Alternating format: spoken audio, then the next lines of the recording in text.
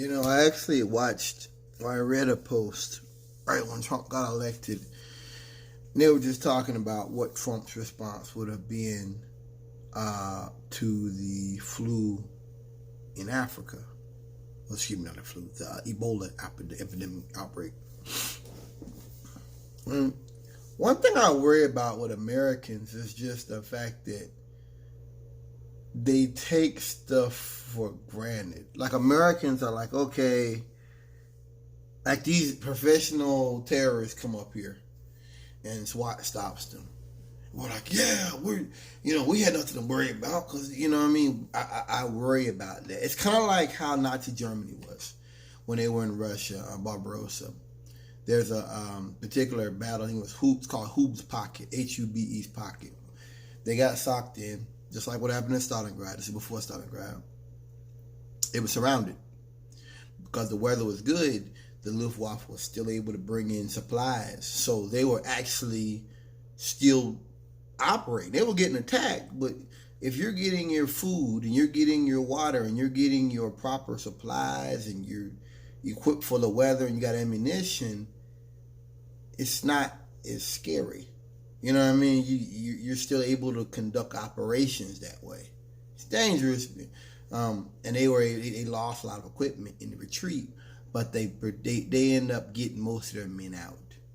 What happened with that was the Nazis became arrogant, or Hermann Goring got arrogant to where he just believed, instead of realizing, we barely got those guys out that could have been bad, they just basically got this the pocket thing, or they got used to being surrounded or being mostly surrounded in battles.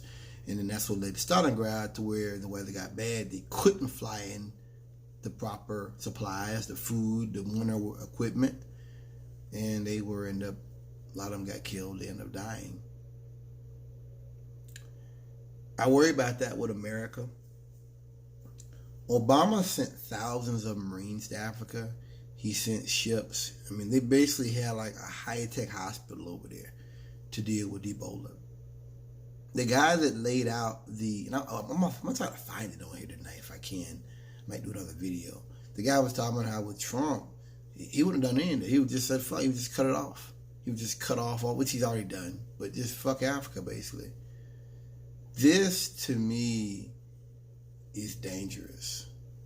A lot of times I talk about Trump, I'm half kidding. My family, we're half kidding. We're half joking because in our mind, Trump won't be president forever.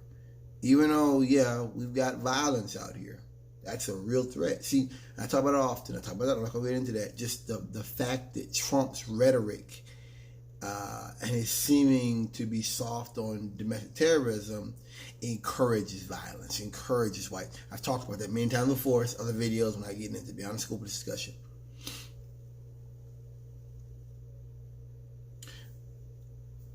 I made a video a minute ago where I spoke on coronavirus. I spoke about Thom Hartmann saying that because of the national health scheme, most people are living on the edge of a knife most of the time anyway.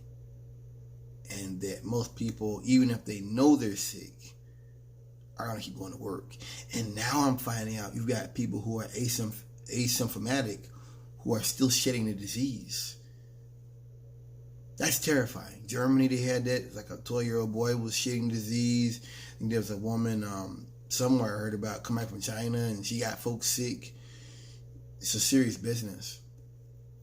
You got folks who don't know, and they can mutate at any time. That could happen. That's something I wouldn't even be surprised. They can mutate. That's what these things do. But even if people did have an inkling that, hey, North Carolina's got a case of coronavirus in Charlotte or something, they're still not going to. I hate to say it, I probably would still be going to work. Because, you know what I mean? Because that's just the way our economy is. We're all struggling. We're all struggling. That's real talk. We can't sit out for a week. We can't sit out for 2-3 weeks. We can't. Most folks can't.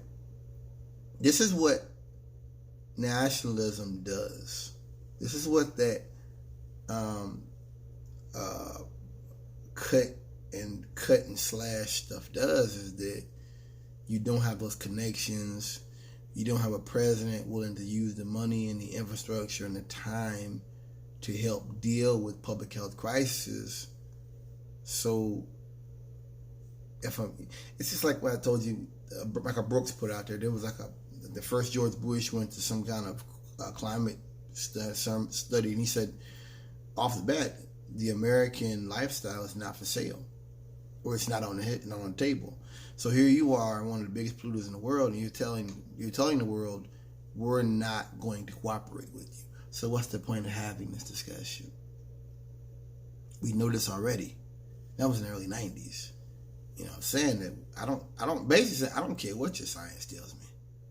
I don't care what kind of, you could have God himself, Jesus himself come down here and say, listen, you need to stop doing this. You need to stop. No, he's not going to do it. So what?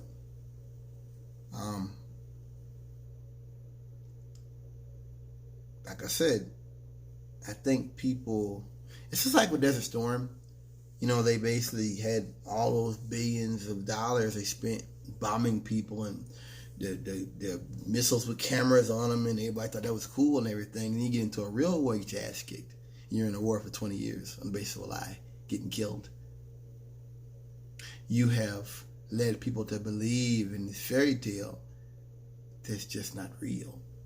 And I fear that I don't think most people are following this coronavirus stuff. I don't. Not to say me following is gonna save me. I could get sick. Like the dude say, some of us are gonna die. Yeah, that. I'm not saying it's wrong. It's totally possible. Totally possible. But people talk about seeing America becoming perverted or something, like with homosexuals, and that we're declining in a moral society. I don't see that. I just see a lot of people out here that are really desperate to survive, who aren't bad people, who aren't criminals, who realize that even if you play by the rules of the game, you may still lose it all. And so when you have disasters like this that are just, they start lurking around the corner, it makes you realize a lot of people are closer. A lot of America is closer to chaos than you would imagine. And we spend all this money on war and troops and army and all this tanks and stuff, and we never spend money making things better, giving back to humanity, giving back to society. That never happens. That's never done. That's never put forward as a reality. That's what this reminds me of. And that's sad. That is really, really sad, and it's tragic, and it's scary. I think a lot of people are closer to being on the streets than they know. Like Tom Hartman said it, you know, that even people who got insurance, if you get sick bad enough, it's not going to matter. You know, that's the point. I think we're walking on a knife. We live on the edge of a knife. All of us do. Peace out.